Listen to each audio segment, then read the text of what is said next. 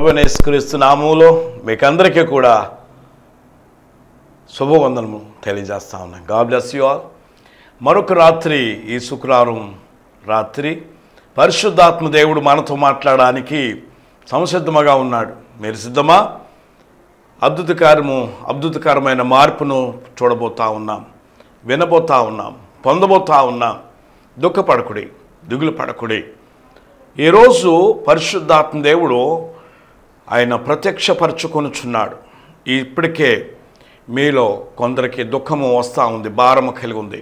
పరిశుద్ధాత్మ మీ మీదకి దిగి రావటము జరుగుతూ ఉంది. Now it is happen. మంచం మీద ఉన్న వ్యక్తి ఆయన తిరిగి లేచి వినాలని ఆతృత పడుతూ ఉన్నాడు. అప్పుడే 8 అయిపోయిందా అని చూస్తూ ఉన్నారు కదా. It's okay. ఈరోజు ప్రభు మనతో మాట్లాడబోతున్న మాటను ఒకసారి ధ్యానించుకుందాం. ఆదికాండములోని 3వ అధ్యాయంలో 9వ వచనము చూసుకుందాం. బైబిల్ ఉంటే మీరు కూడా నాతో ఏకీభవించి చూడాలని కోరుతా ఉన్నాను. దేవుడని యెహోవా ఆదామును పిలిచి, నీవెక్కడ ఉన్నావు అనెను. దేవుడని యెహోవా ఆదామును పిలిచి, నీవు ఎక్కడ ఉన్నావు అనెను. గొప్ప ప్రశ్న కదా.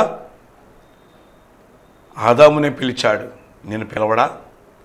ప్రతి మనిషిని పేరు పెట్టి పిలుచు దేవుడైనా, పేరు పెట్టి పిలుచువాడు. ఏ ఒక్కరిని కూడా విడిచిపెట్టేవాడు కాదు, మర్చిపోయేవాడు కాదు, విస్మరించేవాడు కాడు. ప్రతి వానికి ఆయన ప్రాముఖ్యత ఇచ్చేవాడు. ఎందుకంటే ప్రతి ఒక్కరిని కనిన దేవుడైనా, సృష్టికర్త అయినా, మంచివాడా చెడ్డవాడా, మంచి స్త్రీయా చెడ్డదా అనేది కాదు. ఆయన ప్రతి ఒక్కరిలా వర్షంను కురిపిస్తున్నాడు, ఎండను ఇస్తా ఉన్నాడు, రాత్రి పగలు కాస్తా ఉన్నాడు, ప్రతి వనరుని అనుగ్రహిస్తూ ఉన్నాడు. ఏ భేదము లేదు దేవుని ప్రేమలో. భేదమంతా ఉన్నది మానవులో, మనలోనే ఉంది ఆ భేదం. ప్రియుల గమనించాల్సింది, తల్లి లేదు, తండ్రి లేదు, అక్క చెల్లి లేదు, అన్నదమ్ములు లేరు, పిల్లలు లేరు, ఎవరు అనే బాధ్యత నేను అనే దానికి వచ్చేసరికి భేదం పుట్టుకొస్తుంది. స్వార్థము రగులుతూ ఉంది. గమనించండి, ఆ స్వార్థమే మనల్ని ఎక్కడికో తీసుకుపోతా ఉంది. నేననేది తీసుకుపోతున్నది అనేది ఈరోజు రాత్రి మనం గమనించాలి. ఒకసారి హృదయం పరిశీలన చేసుకోవాల్సి ఉంది. ఆదికాండము 2వ అధ్యాయములో 15వ వచనములోనే చూసినప్పుడు ఆదామును ఏదైనా తోటలో ఉంచాడు. ఆదాము కోసము ఏదైనా తోటను తూర్పు భాగములో వేసి, ఆ ఏదైనా తోటలో ఉన్న చెట్లను సమస్తమును సేద్యము చేయుటకును కాయుటకును దేవుడు ఆదామును ఏదైనా తోటలో ఉంచెను అనే మాట ఆదికాండము 2వ అధ్యాయము 15వ వచనములో మనం చూస్తాం. కానీ ఈ ఆదాము అవ్వలు అక్కడ తోటలో ఉంటూ ఉన్నారు. సేద్యము చేయవలసిన బాధ్యత ఉంది, దాన్ని కాయవలసిన బాధ్యత ఉన్నది. అలాగే వాటి యొక్క ఫలములు అనుభవించే హక్కు కలిగి ఉన్నారు. ప్రతి వృక్షం యొక్క ఫలమును తినే హక్కు ఉన్నది. ఆ తోట అంతటి మీద కూడా అధికారము దేవుడు వారికి ఇచ్చున్నాడు. దేవుడు ప్రతిరోజు కూడా చల్లనైన సాయంకాల సమయంలో, చల్లనైన సమయంలోనే ఆయన వారి వద్దకు వచ్చి కలుసుకొని సహవాసం ఉంది, వారితో మాట్లాడుతూ సహవాసములో ఉంటూ వారిని ప్రేమిస్తూ వారిని బలపరుస్తూ వారి యందు ఆనందిస్తూ ఉండేవాడు. ఈ ఆదాము అవ్వలు కూడా దేవుని యందు ఆనందిస్తూ ఆయన మహిమలో ఉండేవారు నేను అనుకుంటున్నాను. ప్రియులు గమనించాలి, దేవుని యొక్క సహవాసము ఎవరితో అయితే ఉంటుందో వారికి ఆనందం ఉంటుంది, వారికి చింత ఉండదు, వారికి బాధ ఉండదు. దేవుడు ఆదాము ఉన్న చోటుకే దేవుడు వస్తున్నాడు. ఎక్కడైతే దేవుడు వారిని ఉండమని వారిని ఉంచున్నాడో వారు అక్కడే ఉండినప్పుడు వారి వద్దకు దేవుడే వచ్చాడు. గమనించాల్సింది. కానీ జరిగిపోయింది మరొకటి. ఏమంటే, ఒక దినమున అలవాటు ప్రకారముగా ఆదాము అవ్వలతో సహవాసము చేయడానికి దావీదు దేవుడు ఆ ఏదైనా తోటలోనికి ప్రవేశించి సంచరిస్తూ ఉన్నాడు. అది గమనించిన ఆదాము హవ్వలను దేవుని ఎదుర్కొనకుండా దేవుడు ఎక్కడికైతే రానే ఉన్నాడో, వస్తున్నాడో, తిరుగుతూ సంచరిస్తూ ఉన్నాడో ఆ చోటు నుంచి వారు పారిపోయారు. చెట్ల చాటుకి దాక్కోవడానికి వెళ్ళిపోయి దాక్కున్నారు. కానీ దేవుడు విడిచిపెట్టలేదు. గమనించండి, పారిపోయే వాని దగ్గరికి దేవుడు అక్కడికి రాలేదు. కానీ వారు భయపడుతున్నారు కాబట్టి వారి వద్దకు రాలేదు. కానీ ఆయన స్వరము వినిపిస్తూ ఉన్నాడు. ఆదాము, నువ్వు ఎక్కడ ఉన్నావు? ఆదాము, నీవు ఎక్కడ ఉన్నావు అనెను. ప్రియులారా, మనల్ని కూడా దేవుడు ఒక స్థితిలో ఉండాలని, ఒక ఉన్నత స్థితిలో ఉండాలని, ఆయన మనను ఉంచిన చోట ఎదిగి అభివృద్ధి పడాలని, ప్రతిరోజు ఆయనతో మనం సహవాసము చేస్తూ, ఆయనతో సంభాషిస్తూ, ఆయన చిత్తములో నడుస్తూ, ఆయన ఆజ్ఞను లోబడుతూ, ఆయన యందు ఆనందించాలని, మీరు అందరూ కూడా సుఖ సంతోషము, శాంతి, సమాధానము కలిగి దినము వృద్ధిల్లాలని, వృద్ధి చెంది విస్తరించాలని, ఫలిస్తూ నిరంతరము ఫలిస్తూ ఉండాలని, ఏ చింత, దుఃఖము, వేదన, బాధ లేకుండా ఉండాలని దేవుడు మనల్ని ఈ లోకములో ఉంచాడు. ప్రియులు గమనించాలి, మనకు నియమించాడు. కానీ మనము ఉండాల్సిన చోట ఉండకపోతే ఎలాగా? యోనాను పిలిచాడు, నువ్వు నినివేకు వెళ్ళు, అక్కడ నిలిచి నువ్వు ప్రవచనము పలుకు అని చెబితే దేవుడు నియమించిన చోటుకి వెళ్ళలేదు, అక్కడ నిలబడలేదు, నినివేలో ప్రకటించలేదు. అతనికి ఇష్టమైన మార్గమున కేవు కట్టుకొని ఛార్జ్ చెల్లించి ఓడెక్కి తార్షీషుకు పారిపోతా ఉన్నాడు. గమనించాలి, పారిపోతున్న వాడి వద్ద నిలిచి ఉండలేదు. కానీ వానిని అన్యుల చేతికి అప్పగించాడు, వానిని చేప కడుపులో వేశాడు. గమనించాలి, ఇప్పుడు చేప కడుపులో యోన ఉన్నప్పుడు, యోనా నువ్వెక్కడ ఉన్నావు అని అంటే ఎలా చెప్తాడు జవాబు? నాయనా, తండ్రి, దేవా, నేను చాబతుకులో ఉన్నాను, నన్ను క్షమించు అని పశ్చాత్తాప హృదయంతో ప్రార్థన చేయించున్నాడు. 3 పగలు 3 రాత్రులు ప్రియులారా ఆ చేప కడుపులో ఉన్నాడు, మరణంధకారంలో ఉన్నాడు. దేవుడు ఉంచిన చోట, దేవుడు నియమించిన చోట నీవు నేను ఉండకపోతే మన గతి అలాగే ఉంటుందేమో. ప్రియులారా గమనించాలి, ఈ రాత్రి కాల సమయంలో మోషేను జ్ఞాపం చేస్తూ ఉన్నాడు దేవుడు. మోషేను ఐగుప్తు దేశ ఫరో ఇంట ఉంచాడు దేవుడు. ఆ ఇంట అతడు రాజకుమారుడుగా ఉన్నాడు.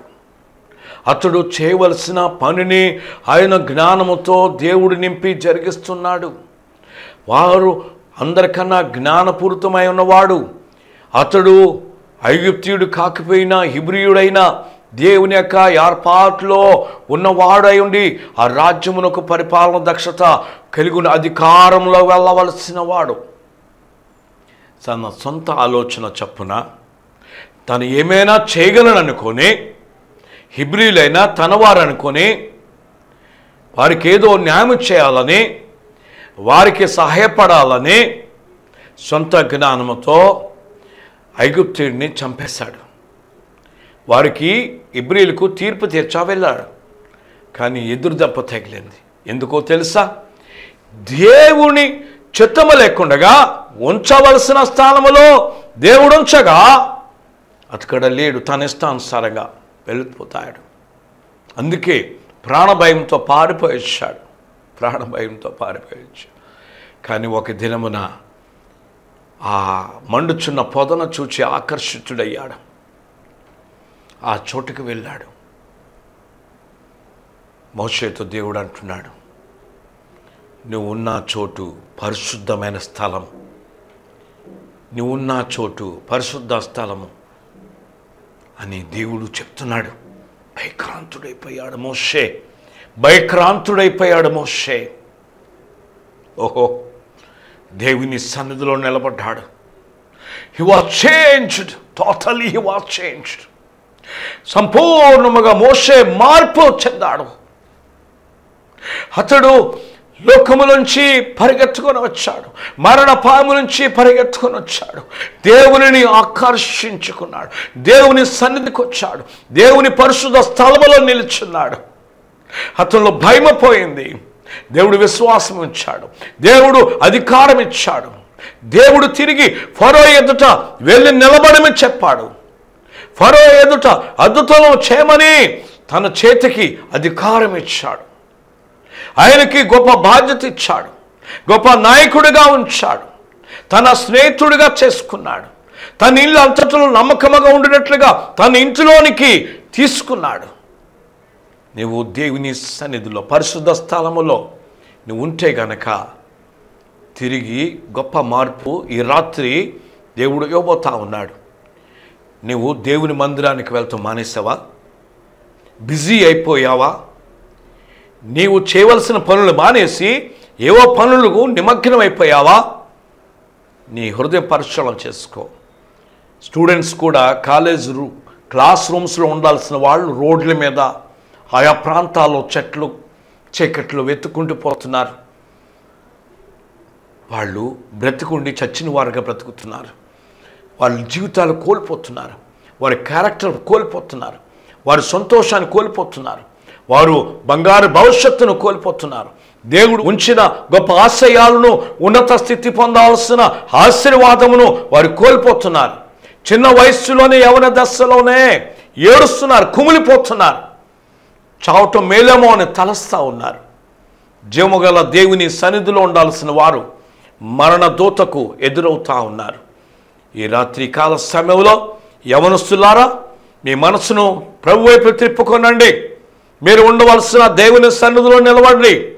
మీరు ఉండవలసిన కళాశాలలో ఉండండి, మీ విద్యా సంస్థలో ఉండండి. మీ ఆశయాలు దేవుని యందు ఉంచి ఆయనను సేవించి ఆరాధించండి. తీర్మానం చేసుకోండి. మీకు విద్యలోనే కాదు, ఉద్యోగము అనుగ్రహించడమే కాదు, జీవితకాలం అంతా కూడా ఆయన తోడుగా ఉంటాడు. ఆదాము అవలకి ఇచ్చినట్లుగా ఆశీర్వాదము మీకునిస్తాడు, అధికారం ఇస్తాడు. Go ahead, change your mind, surrender to Jesus. ఇప్పుడు గమనించాలి. అద్భుతము కదా. రాత్రి సేవకులు అనేవారు కూడా చాలామంది దేవుని ఏర్పాట్లు ఉన్నామనుకొని సేవ చేస్తూ ఉంటారు. మంచిది. లేక పెద్ద దైవజనుల దగ్గర సేవకులుగా ఉన్నవారు ఉంటారు. ఎలీషా ప్రవక్త ఉన్నాడప్పుడు. ఎలీషా ప్రవక్త వద్ద గెహాజీ ఉండేవాడు. ఎలీషా ప్రక్కనే ఎలీషాతో పాటుగా ఉండాల్సిన శిష్యుడైన గెహాజీ లేడు. ఒక సమయాన్న తిరిగి ఎలీషా ప్రవక్త అడిగాడు, గెహాజీ నువ్వెక్కడ ఉన్నావు? నేనెక్కడే ఉన్నాను. నువ్వు నయమానును ఎదుర్కోవడానికి వెళ్ళి అక్కడ నయమాన్ ఎదుట నువ్వు నిలిచున్నావు. అతడు బంగారము వెండిని వస్త్రాలను నువ్వు తీసుకున్నావు. నువ్వు నయమాన్ ఎదుట ఉన్నావు. నీవు దైవజనుడైన నా ఎదుట, నా వద్ద దేవుని సన్నిధిలో ఉండవలసిన నీవు ఈ లోక సంపద సంపాదించుకోవాలని సంపదకులు, అధికారులు ఎదుట నువ్వు నిలిచుంటున్నావు. నువ్వు వెతుక్కొని పోతున్నావు. సావుకుడా, నువ్వు వెతుక్కొని వెళ్ళవసరం లేదు. నీవు ఉన్న చోటకే అవి వస్తాయి. 23వ కీర్తన 6లో చిరకాలం నేను యెహోవా మందిరములో నివాసము చేసేదను. నా బ్రతుకు దినములన్నిట కృపాక్షేమములు నా వెంట వచ్చును. పదే పదే మాట చెప్పుకుంటాం. అది గ్రహించము, మనం ఆ విధముగా జీవించము విశ్వాసముతో. గెహాజీ ఎలీషా వద్ద అక్కడ ఉండాల్సింది. ఎక్కడ ఉన్నాడు? నయమాను ఎదుట ఉన్నాడు. ఇచ్చినవి దేశులు తీసుకొని తెచ్చుకొని దాచుకున్నాడు. నయమానుకు విడిచిపెట్టేసిన కుష్ఠరోగం అతనికి వచ్చింది. భ్రష్టుడైపోయాడు. తన సంతానము, తన కుటుంబము, వంశము భ్రష్టత్వం పట్టింది. శాపగ్రస్తులయ్యారు. ప్రియులారా, దిగులు పడకుడి. కమాన్, తిరిగి రండి అని చెప్తా ఉన్నాడు. వాగ్దాన పుత్రుడైన సాంసోనును ఫిలిస్తీయుల నుంచి ఇజ్రాయెల్ ప్రజలను రక్షించడానికి, కాపాడడానికి, వారి పక్షాన పోరాడి విమోచన కలగజేయడానికి ఒక బాధ్యతమైన స్థానములోని ఆయన ఆత్మాధికారం ఇచ్చి సంసోను నిలబెడితే ఎక్కడ ఉన్నాడు? ఒకవేళ సంసోను నువ్వు ఎక్కడ ఉన్నావు అని ప్రశ్నిస్తే నేను ఢిల్లీలో ఒడిలో ఉన్నాను అని చెప్తాడు. ఢిల్లీలో ఒడిలో. సుఖాశక్తి కావాలి. దేవుని ఆత్మాధికారము, దేవుని యొక్క శక్తి కలిగి, అనుభవాలు కలిగి, విజయాలు కలిగిన తర్వాత నువ్వు ఎక్కడికి పోతున్నావు? సుఖాశక్తి, శరీర కోరికలు తీర్చుకోవడానికి. పిల్లలుగా గమనించండి. జారిపోతున్నారా? జాగ్రత్త. ఎక్కడికి? ఎక్కడ ఉన్నావు తర్వాత అంటే గానుగును తిప్పే పశువు స్థానములో కళ్ళు పోగొట్టుకొని సంసోను ఉన్నాడు. మనలో అడిగితే నువ్వు ఎక్కడ ఉన్నావు సంసోను అడిగితే, దేవత గుడి పైన బలి ఆవడానికి నన్ను సిద్ధపరచుండగా నేను ఆ పైన ఉన్నాను అంటాడు. చావు బతుకుల మధ్యలో ఉన్నాను, చావబోతున్నాను. ఎక్కడ ఉన్నావు? నాశనం అయిపోతున్నాను. ఇదియా దేవుడు? అందుకేనా దేవుడు ఉంచాడు సంసోనును? అఫ్కోర్స్ సంసోను నిందించి విమర్శించంత పవిత్రత, పరిశుద్ధత నాలోను మనలో లేదు కావచ్చు. కానీ దేవుడు ఒక సాదృశ్యముగా మనకు ఒక గుణపాఠము నేర్పడానికి, మనము ఎక్కడ ఉండవలసిన చోట ఉండకుండా ఉండకూడని చోట ఉంటున్నామా? పాపం వద్దకు పరిగెత్తుకుపోయి పాపములో నిలుస్తున్నామా? ఆ పాపము నిన్ను పట్టుకుంటే పాపం నీకు బానిసైతావు. పాపం నిన్ను పట్టుకొని రెండో మరణకు అప్పగిస్తుంది. ఆదామవ్వలు చచ్చిన వారే ఉన్నారు. నిశ్చయముగా నువ్వు చనిపోదు అని చెప్పాడు. చచ్చిన వారుగా ఉన్నారు. అందుకే జీవగల దేవుని ఎదుర్కోలేకపోయారు, శాపగ్రస్తులైపోయారు. ఈ రాత్రి నీవు ఆ విధముగా ఉండకూడదని నా ప్రభువైన యేసు ప్రేమించి మనతో ఆత్మమూలముగా మాట్లాడుతున్నాడు. మనసు మార్చుకోవా? నీ స్థితి గతి బాగులేదని విచారపడుతున్నావే, దుఃఖపడుతున్నావే, ఒక్కసారి వెనక్కి తిరిగి చూసుకో. తొలి ప్రేమ ఏది? తొలి భక్తి ఏది? తొలి విశ్వాసం ఏది? నువ్వు ఉండవలసిన చోటేది? ఒకసారి జ్ఞాపకం చేసుకో. తప్పిపోయిన కుమారుడు కూడా ఎక్కడ ఉన్నావు అంటే స్నేహితులతో ఉన్నాను, లోకంలో అనుభవిస్తున్నాను. ఎక్కడ ఉన్నావు అంటే పందుల మధ్యలో ఉన్నాను. ఏం చేస్తున్నావు? పందులు పట్టు తినడానికి ప్రయత్నం చేస్తున్నాను. తినవా? తినలేదు, తినలేదు పందులు. ఇప్పుడు ఎక్కడ ఉన్నావు అని అంటే కనుక నా తండ్రి ఇంటిని చూస్తూ నిలిచి ఉన్నాను. నా మనస్సు నా తండ్రి ఇంటి మీద నిలుపుకొని చూస్తూ ఉన్నాను. పశ్చాత్తాప హృదయముతో రగిలిపోతున్నాను. పాప క్షమాపణ కొరకు, నా పాప దోషము విముక్తి కొరకు ఎదురు చూస్తూ కనీస పరివారమనేనా నేను బ్రతుకుట మేలు కదా, నా తండ్రి ఇంట అనేక మంది బ్రతుకుచున్నారని నా తండ్రి ఇంటి వైపు చూస్తున్నాను. రైట్? దేవుడు మనకు తండ్రి. ఆ తండ్రి వైపు చూస్తే హెబ్రీయులకు రాసిన పత్రిక 12వ అధ్యాయం 2వ వచనంలోనే సులువుగా చిక్కులు పెట్టి పాపం విడిచిపెట్టి సిలువ వేయబడిన యేసు వైపు చూచుచు ముందున్న పరుగును ఓపికతో పరిగెత్తుము అని అపోస్తలుడైన పౌలు చెప్తా ఉన్నాడు. సులువుగా చిక్కులు పెట్టి పాపం విడిచిపెడదాం, పాపము నుంచి బయటకు వద్దాం, ప్రభు వైపు చూద్దాం, సిలువ వేయబడిన యేసు వైపు చూద్దాం. ఈ సమయంలో ప్రతి పాపమును కడిగివేస్తాడు, పరిహారిస్తాడు. పాపంలో పట్టబడిన స్త్రీ యోహాను 8వ అధ్యాయంలో ఆమె సుఖంగా ఉంటాననుకున్నది, కానీ వీధిలో పడిపోయింది. కానీ తన స్థితి తెలుసుకుని యేసు పాదాలు పట్టుకొనగా యేసు ఆమెను క్షమించాడు. లూకాసు వార్త 5వ అధ్యాయంలో 24లోని పాపమును క్షమించుటకు మనుష్య కుమారుడికి ఈ భూమి మీద అధికారం ఇవ్వబడినదని యేసు చెప్తున్నాడు. నా ప్రభువైన యేసు ఈ రాత్రి కూడా మన పాపాలు క్షమించడానికి సిద్ధంగా ఉన్నాడు. మన స్థితిని మార్చడానికి, మన ఉన్నత స్థితిలో ఉండడానికి. 1వ యోహాను పత్రికలోని 3వ అధ్యాయములో 21వ వచనంలోనే చెప్తా ఉన్నాడు, నువ్వు హృదయము దోషారోపణ చేయనియడల దేవుని ఎదుట ధైర్యముగా ఉందువు, నిలిచుందువు. ఎక్కడ ఉందు అంటే దేవుని ఎదుట ధైర్యముగా నిలిచుందువు. దేవుడు నీతో ఉంటాడు. దేవుని ఆశీర్వాదాలు దీవుని నీతో వస్తాయి. హల్లెలూయా! ఎంతో గొప్ప సంగతి రాత్రి కాల సమయంలో తీసివేసుకున్నాం. లోక పాపములు మోసుకొని పోవు దేవుని గొర్రెపిల్లలాగా దేవా లోకములోని సింహాసనం మీద ఉండాల్సిన ఆ యేసు పరిశుద్ధుడు నీ కొరకు, నా కొరకు, మనమును ఆయనతో పాటు ఆ పరలోక రాజ్యములో ఉంచడానికి, అక్కడ నివాసంలో ఉంచడానికి, ఇక్కడికి భూమి మీదకి మనమున్న పాపలోకానికి ఆయన వచ్చేసి లోక పాపములు మోసుకొని పోవు దేవుని గొర్రెపిల్లలాగా సిలువ యాగమై బలయ్యాడు. గమనించాలి, ఈ రోజున సిలువ మీద వేలాడుతున్న ఒక దొంగ యేసు వైపు చూస్తూ నీ రాజ్యములోనికి వచ్చిన నన్ను జ్ఞాపకం చేసుకోమంటే ఇప్పుడే నువ్వు పరదేశంలో ఉన్నావని. ప్రియులారా, ఈ సమయంలో మనము సిలువ వేయబడడం మంచిది, మనము సిలువ మీద ఉండడం మంచిది.